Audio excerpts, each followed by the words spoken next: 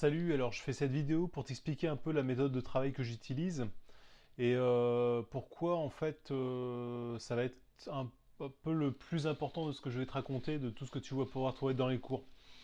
En fait, ça t'est peut-être déjà arrivé d'essayer de bosser des trucs via des vidéos sur YouTube, il y a plein de tutos, il y a plein de super trucs. Par contre, on a vite tendance à se noyer là-dedans, à pas être efficace finalement, à regarder plein de choses différentes, et puis on se retrouve à avoir fait le tour de pas mal de choses et de rien avoir, enfin de pas avoir l'impression d'avoir bossé vraiment quelque chose. Et souvent c'est pas qu'une impression. Donc voilà, donc là je vais te parler de méthode de travail, comment moi je vois le truc. Alors déjà dans la méthode de travail, le plus important de tout, c'est vraiment de prendre du temps pour bosser, c'est-à-dire que je vais m'installer correctement sur une sorte de poste de travail où je vais avoir toutes les affaires pour travailler, la base, tous les trucs réglés, je vais pas avoir besoin de bouger, d'aller me promener. Et puis surtout, je vais débrancher tout ce qui est téléphone, réseau social et tout le bordel qui fait qu'on peut être vite dérangé. Si tu as un événement Facebook, un machin, un truc qui arrive, un message quand tu es en train de bosser, c'est juste horrible et puis en fait, ça va te sortir de ton temps de travail. C'est-à-dire que même si tu regardes juste un texto ou un machin, le moment où tu étais concentré, tu vas recevoir un texto, tu vas te déconcentrer. Pour retourner dans le travail, en fait, ça va te demander vraiment du temps. Donc tu vas perdre beaucoup de temps, beaucoup d'énergie pour pas faire grand-chose. Donc le mieux, si tu peux, c'est de vraiment tout éteindre, de tout déconnecter et d'être vraiment focalisé sur ton travail. Donc voilà, prends du temps, quitte à pas prendre énormément de temps. Je veux dire, si tu n'as que 20 minutes dans ta journée, prends tes 20 minutes, mais déconnecte tout le reste. Parce que vaut mieux 20 minutes bien concentrées que 1 heure ou 1 heure et demie où tu vas faire des trucs à peu près, parler avec quelqu'un, revenir, reconnecter, regarder ton Facebook, ton mail, machin, tout ça. Donc ça marchera pas. Donc déjà, coupe le plus possible avec tout ce qui t'entoure et reste concentré sur ta musique. Voilà, ça c'est la première chose et en fait finalement c'est quelque part c'est la plus importante. Après, ce qui est important, et c'est en ça qu'il faut faire attention avec tout ce qui est justement tuto sur YouTube et des choses comme ça, c'est qu'effectivement il y a plein de trucs formidables, tu peux trouver plein de choses qui sont super. Le truc, c'est de pas s'éparpiller en fait. C'est-à-dire que si tu décides de bosser sur un exo, prends cet exo et creuse-le vraiment, travaille-le longtemps, travaille-le plusieurs jours d'affilée, plusieurs semaines s'il faut, plusieurs mois si c'est un exercice qui doit durer plusieurs mois. Il faut vraiment creuser un exercice, prendre le temps, le faire tranquillement, pas essayer d'aller trop vite. Donc souvent essayer de bosser, moi je commence très lentement généralement l'exercice, quitte à monter après petit à petit.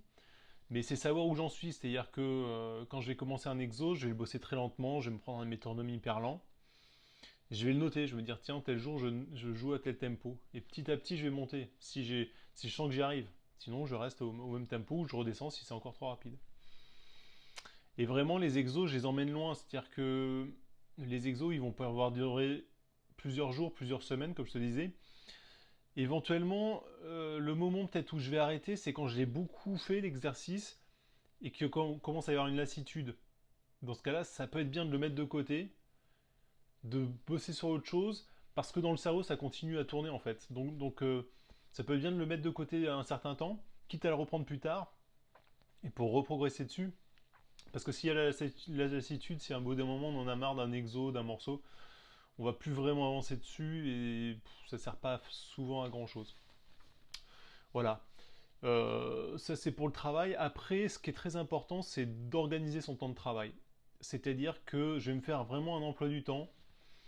Si j'ai, de toute façon, en général, quand je me fais un emploi du temps, je veux avoir un exercice main gauche, donc tout ce qui est gamme arpège, un exercice pour la main droite, pour tout ce qui est débit, changement de corde, style musique, enfin slap, éventuellement médiator, pour l'assise rythmique, donc des décalages rythmiques, des choses comme ça. Donc un exercice main gauche, un exercice main droite. Un morceau étude, ce que j'appelle les morceaux études, c'est les morceaux qui vont être un peu difficiles à jouer, qui vont apporter des choses, genre les morceaux de jazz bop un peu par exemple, ou des morceaux classiques, des morceaux de Jean-Sébastien Bach ou de Vivaldi. Enfin, il y a pas mal de choses qui sont intéressantes à bosser. Voilà. trucs qui font travailler. Ça, bah, c'est pareil, hein, j'en ai mis dans les cours, donc après c'est à vous de piocher dedans. Qu'est-ce qu'il y a d'autre? Donc un morceau étude, ouais, important et plus important presque que tous les cours que je pourrais te donner, que tu pourras trouver sur YouTube, c'est de faire des relevés.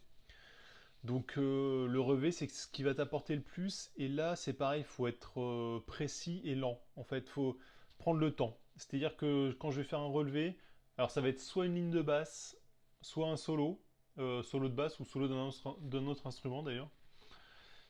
Ce qui est important, c'est d'une part le relevé, donc vraiment faire le boulot de relever, retrouver les notes, etc. Mais surtout de voir plus que les notes, vraiment la manière dont c'est joué. C'est-à-dire vraiment les intonations, est-ce qu'il y a des hammers, des pull-offs, euh, quels sont voilà, enfin tout ce qui peut être vraiment dans le style de jeu du gars. Essayer de retrouver son son, le même son que le mec qui est en train de jouer.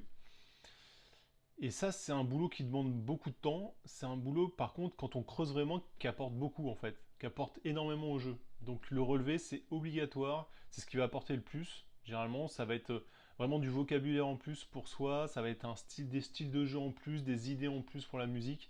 Donc ultra important et vraiment prendre le temps de le faire. Pas perdre patience, pas abandonner non plus parce que des fois c'est long et relever un morceau c'est toujours beaucoup de boulot en fait, ça se fait jamais en 2 minutes. Voilà, donc il y a le relevé, ultra important. Et ce qui peut être intéressant, c'est de rajouter, pour ceux qui ont plus de temps, parce que déjà ça fait un... Quand on bosse ça, déjà c'est plusieurs heures, mais rajouter un morceau de répertoire. Ce que j'appelle le morceau de répertoire, c'est souvent ce qu'on peut aller jouer dans les jams. C'est-à-dire si je veux aller faire une jam jazz, savoir un peu ce qu'il y a comme morceaux qu'on joue souvent dans les jams, et bosser ces morceaux-là. Jazz, il y a funk, groove, tout ce qu'on veut, latin, enfin voilà, de se faire des morceaux de répertoire. Voilà, donc ça peut être un emploi du temps intéressant. Donc main gauche, main droite, un morceau étude, un relevé et un morceau de répertoire. Là-dessus, qu'est-ce que je peux vous dire d'autre? Ben, que j'utilise le plus possible le métronome.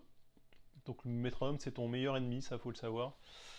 Euh, voilà, le mettre de différentes manières, le très espacé quand c'est possible, pas le mettre sur tous les temps, mais ça, c'est pareil, je mettrai des exercices petit à petit en ligne pour vous expliquer tout ça. Mais c'est vraiment un des trucs que j'utilise le plus, quoi. Ça permet vraiment de développer le tempo, l'assise rythmique. Alors là où il faut faire un peu attention, c'est que ça développe pas forcément le groove. C'est-à-dire qu'après, c'est pas parce qu'on a le time, c'est-à-dire qu'on a une assise rythmique, qu'on a le groove ou du swing. Ça vient en plus, bah, ça vient en jouant surtout avec des gens. Donc voilà. Voilà, je crois que je vous ai à peu près tout dit.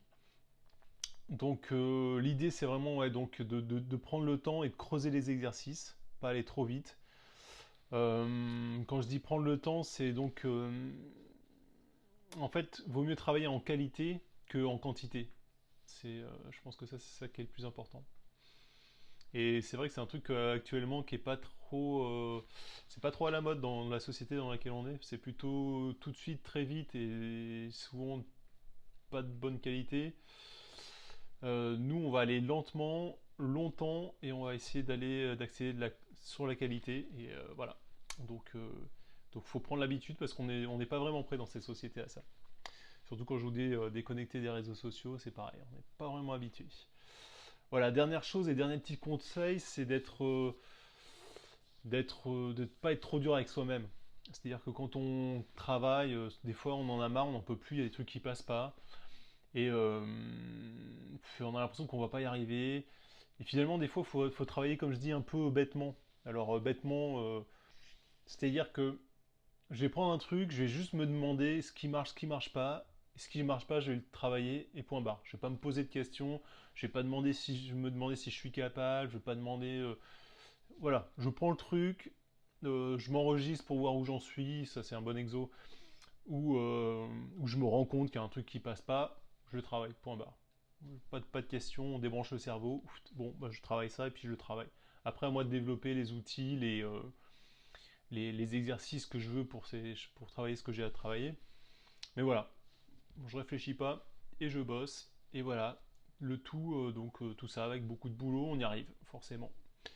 Voilà, je crois que je vous ai à peu près tout dit. Et bah, il n'y a plus qu'à bosser. Donc au boulot. Et à plus tard. Ciao.